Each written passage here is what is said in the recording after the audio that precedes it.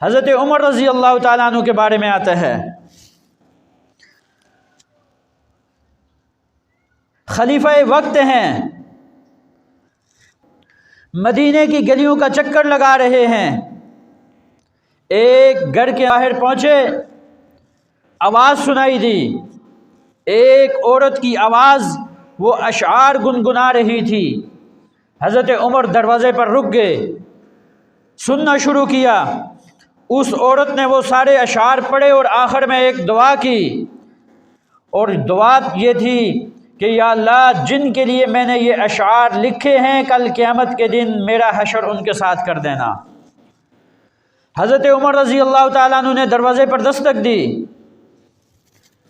اندر تشریف لے گئے، فرمایا اماں جان، آج آپ سے ایک مطالبہ کر رہا ہوں۔ کیا مطالبہ ہے امیر المؤمنین؟ فرمایا کہ اماں جان، آپ نے یہ جو اشعار لکھے ہیں اور ان اشعار کے آخر میں ایک دعا آپ نے کی ہے کہ یا اللہ، جن کے لیے میں نے یہ اشعار لکھے ہیں، کل قیامت کے دن میرا حشر ان کے ساتھ کرنا۔ آپ سے ایک التجا کرتا ہوں کہ اس دعا کے ساتھ کچھ الفاظ کا اضافہ کر دیجئے۔ وہ کیا الفاظ ہیں؟ حضرت عمر نے فرمایا آپ یہ دعا کریں، یا اللہ، جن کے لیے میں نے یہ اشعار لکھے ہیں، میرا بھی اور حضرت عمر کا بھی کل قیامت کے دن ان کے ساتھ حشر کرنا۔ یہ عشق اور محبت تھی۔ حضرت عثمان ابن عفان رضی اللہ تعالیٰ عنہ کے بارے میں آتا ہے، اللہ کے حبیب صلی اللہ تعالیٰ علیہ وسلم کی دعوت کی اور آپ صلی اللہ تعالیٰ علیہ وسلم کے گھر میں تشریف لے گئے، ان کے ساتھ وہاں سے آ رہے ہیں، صحابہ بھی ساتھ ہیں۔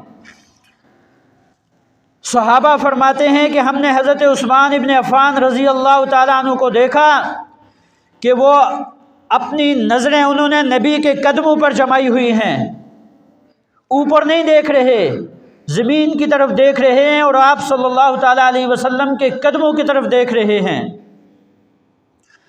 صحابہ فرماتے ہیں کہ جب حضرت عثمان ابن عفان رضی اللہ تعالیٰ عنہ کے گھر میں ہم پہنچے تو ہم نے حضرت عثمان سے سوال کیا کہ آج ہم نے ایک عجیب چیز دیکھی ہے، نبی کے گھر سے لے کر تمہارے گھر تک آپ نبی کے قدموں کو دیکھتے رہے، اس کی کیا وجہ تھی؟ حضرت عثمان ابن عفان رضی اللہ تعالیٰ عنہ فرماتے ہیں میں نے یہ عہد کیا تھا کہ نبی کے گھر سے لے کر اپنے گھر تک نبی کے قدموں کی گنتی کروں گا کہ نبی کتنے قدم رکھیں گے، اور ہر قدم کے بدلے میں ایک غلام آزاد کروں گا۔ ہر قدم کے بدلے میں، نبی کے ہر قدم کے بدلے میں ایک غلام آزاد کروں گا۔